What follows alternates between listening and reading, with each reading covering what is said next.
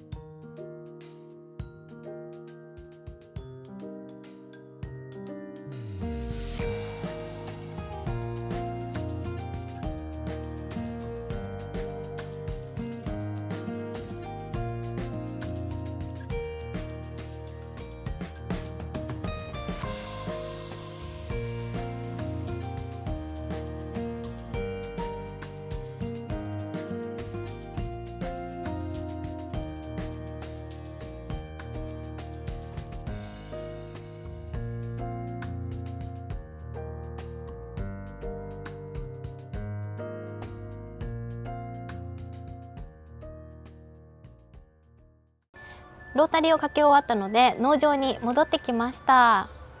ということで、じゃーん、こちら何かというと種芋です。はい、こちらが今回使う種芋になります。そう、芋は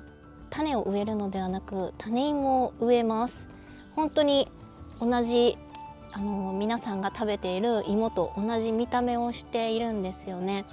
だいたい1ヶ月くらい前に農協に注文していた種芋を取りに行って、それからこうして日の当たるところで芽出しを行っていました。この黒いのが芽ですね。はい、こんな感じで暖かいところにね置いておくとだんだん芽が出てきます。去年の干ばつで食用のじゃがいもが取れなかったように、種芋も去年は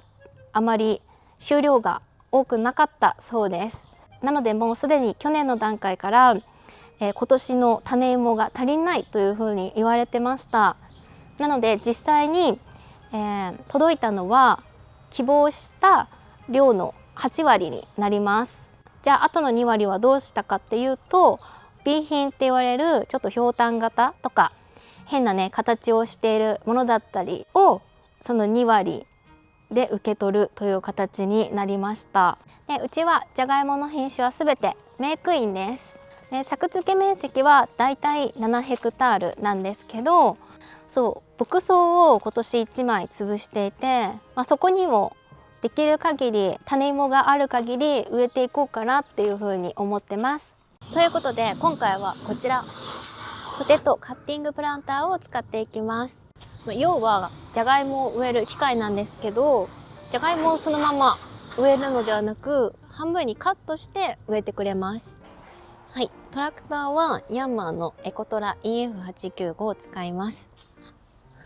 で、その後ろがこのカッティングプランターですね。後ろから見るとこんな感じで、このね、大きいところがタンクになってます。そしてですね、今年から新しく、こちら、この機械を導入しました。左右にね、ついているんですけど、上から見るとこんな感じで結株補助装置になっています。タンクがあって、そこからこうどんどん芋を拾い上げて登ってくるんですけど、このカップに種芋が乗るんですが、たまに乗っていないことがあるんです。なのでこれまではこの機械にですね、2人人が乗って種芋が入っていない時にここに乗せてあげるという作業を行ってました。なんですが、この結株装置があることで、ここにね、センサーがついているんですけど、芋がここに乗っていると、こうセンサーがね、当たって、あ、乗ってるんだなっていうのがわかるそうです。なんですけど、乗ってないと、何もないっていうのを判断して、ちょうど、難しい。この部分、ここからポトッと芋が落ちて補充されるという仕組みになっています。なので、ここにセンサーがついているのと、あとこれがどのくらいのタイミングでここからポトッと落とすかを感知してくれるものだそうです。これがあることで、結株補助装置に補充はしなきゃいけないんですけど、このね、真ん中に一人乗って、ここにただ補充をしていくだけなので、これまで2人乗っていたものが1人で済むんですよ。ね、結構皆さんこの結株装置を入れてる方はいらっしゃるのではないでしょうか。こちら結構お値段がしまして、だいたい110万円です。うちはね、この機械を共同で使っているので、全額は出さずで済んではいるんですけど、楽になるものではありますが、ちょっとお高いですね。ということで、早速植え付けやっていきます。1枚目の畑に到着しました。今回は芋畑が2枚あるんですけど、まず1枚目 2.5 ヘクタールの畑にやってきました。ここともう1枚4ヘクタールちょっと、合わせてだいたい7ヘクタールの面積に今回メイクインを植えていきます。まずは機械に種芋と肥料を入れていきます。種芋を入れるタンクは去年果樹職人がマシ枠を作ってくれたので、以前よりたくさん入るようになりました。種芋は特に減るのが早いので、マシ枠のおかげで補給回数が減って作業しやすくなっています。準備ができたら早速結株補助装置を使って植え付けていきます。トラクターが走り出すと、まずはカップの部分が動き始めて、タンクの中に入っている種芋をすくい上げ、植え付ける場所まで運んでいきます。ただ、たまにカップに乗っていた種芋が途中で落ちてしまったり、うまく種芋が乗らないことがあります。そこで今年から導入した結株補助装置が、種芋がないことを検知して自動で種芋を補給してくれます。カップで運ばれた種芋は植え付け部まで来るとナイフで半分にカットされ、一定の間隔で畑に植え付けられていきます。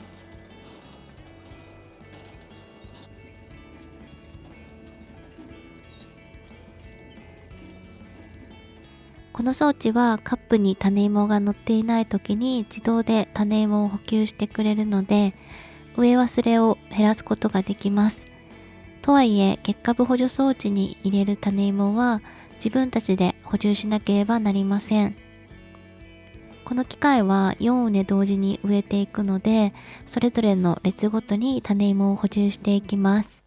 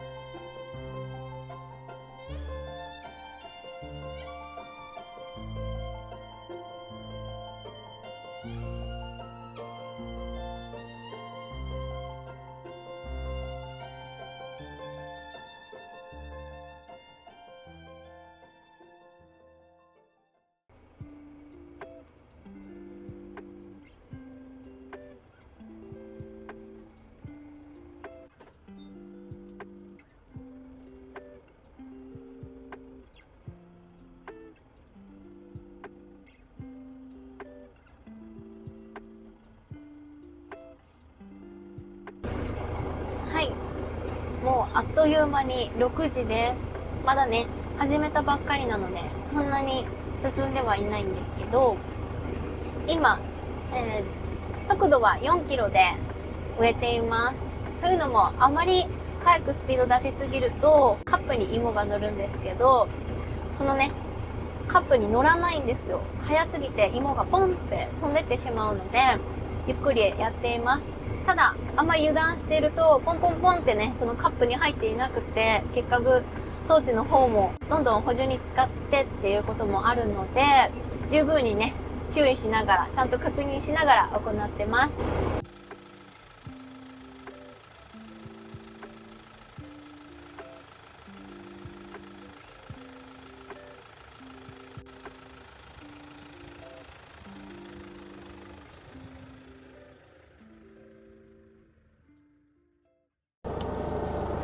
よいしょ。お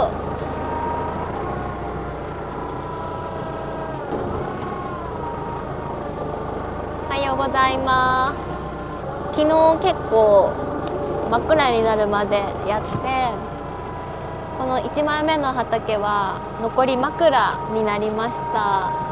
今ね多分7時くらいなんですけど、これから枕をささっと植えて次の畑に移ります。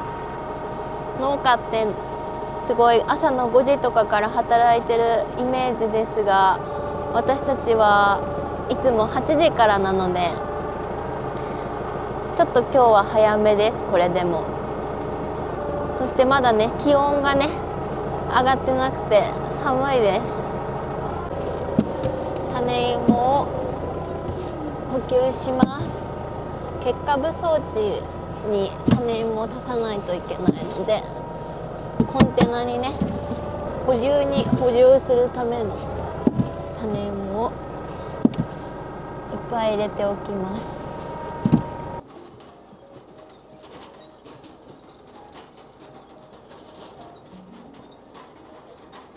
種芋は大まかに S、M、L のサイズに分けられていて、この中では M サイズがちょうどいい大きさとされています。L サイズは大きすぎてカップにうまく乗らなかったり、機械が詰まる原因になることがあります。逆に S サイズは小さすぎて芽が伸びるための栄養が少なくなってしまいます。そのため L サイズは M サイズくらいになるようにカットして使用します。S サイズは予備として残しておいて、M サイズが足りなくなった時に使っています。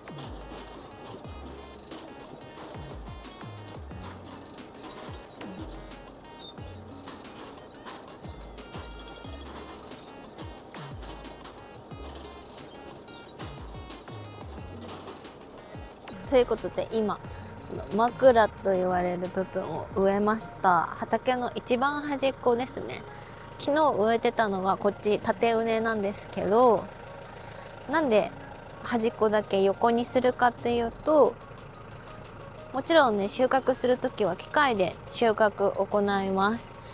でポテトハーベスターっていう機械なんですけど、結構ね大きくて旋回するのに場所を取るので、こうやってね枕と言われる場所を作って、まずここから収穫を行って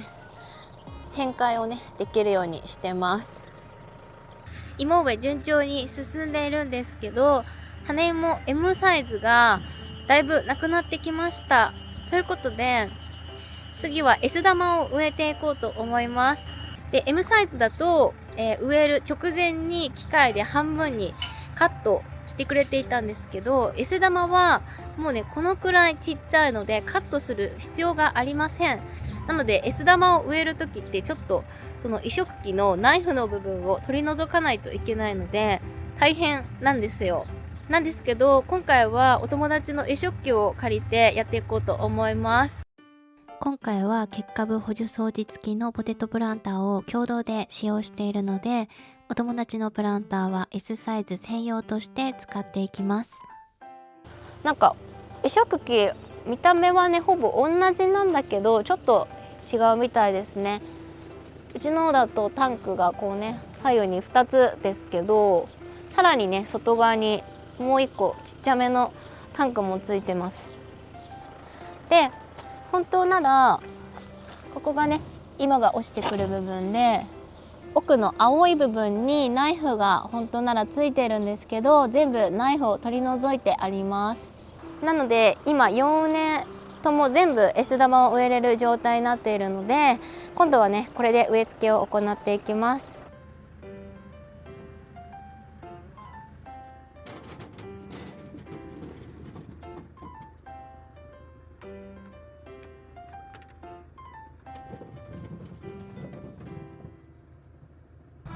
はい、ということで2枚目の畑に移動してきました。最初に M サイズのものを植え付けていたんですけど、なくなってきたので今度は S サイズを使っています。S サイズは小さいのであんまり栄養がないので、皆さんね M サイズを先に植えてから、もし足りなかった場合は S サイズの植え付けを行います。いつもだと、じゃがいもに限らず作付け面積が決まっているんですけど、今回はですねここの畑の隣が、前々回くらいに動画にした牧草を潰した畑になります。できる限りそっちの牧草畑の方にも芋を植えたいと思ってます。なので今回は面積を決めず、S 玉も全部使い切ってなくなるまで植え付けを行っていきます。 S 玉用のポテトプランターには結株補助装置がついていません。そのためこちらは従来の方法で植えていきます。機械の後ろに2人乗ってそれぞれ2畝ずつ担当し、カップに種芋が入っていないところがあれば手動で種芋を入れていきます。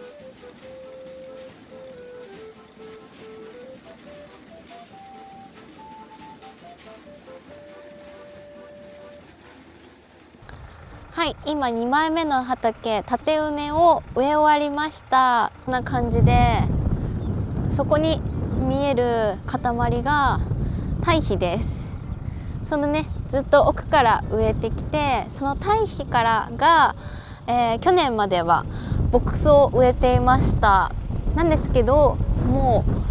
う、牛もいないし牧草ロールにするのもね結構手間がかかるので、今年から潰して違う作物を植えようということでじゃがいもを植えました。まだもうちょっとここの畑は続くんですけど、とりあえずここまで、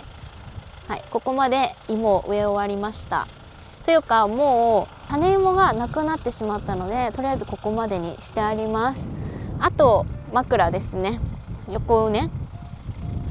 の部分を今これからロータリーをかけて、で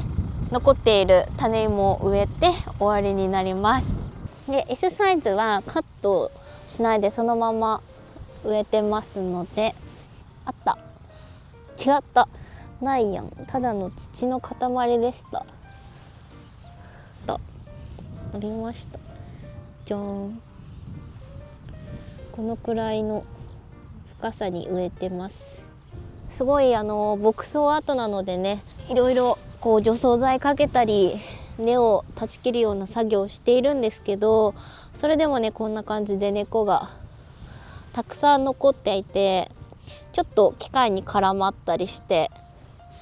大変なところもありました。これも根っこの塊ですね。10年以上前からなのかな、牧草だったので、ここの畑はなかなかね綺麗にサラサラの土とはなってくれないようです。ということで枕植えます。寒いけど天気がいいです。最後に結株補助装置付きのポテトプランターで残しておいた M サイズの種芋を植えていきます。結株補助装置があると種芋が入っていない場所を自動で補ってくれるので、以前よりかなり楽になりました。ただ結株補助装置に入れる種芋は人の手で補充しなければならないので、結局後ろには人が乗る必要があります。正直110万円という価格はなかなか高価なものなので、個人的にはこの部分も自動化されて後ろに人が乗らなくても作業できるようになれば嬉しいなと思いました。はい、ということで無事にじゃがいも植え終わりました。結局牧草畑も結構植えて、だいたい多分8ヘクタールくらいあります。じゃがいもの収穫は9月です。それまで大きく育ってくれるようにこれから管理作業をしていきたいと思います。はい、ということでお疲れ様でした。最後までご視聴いただきありがとうございます。バイバーイ。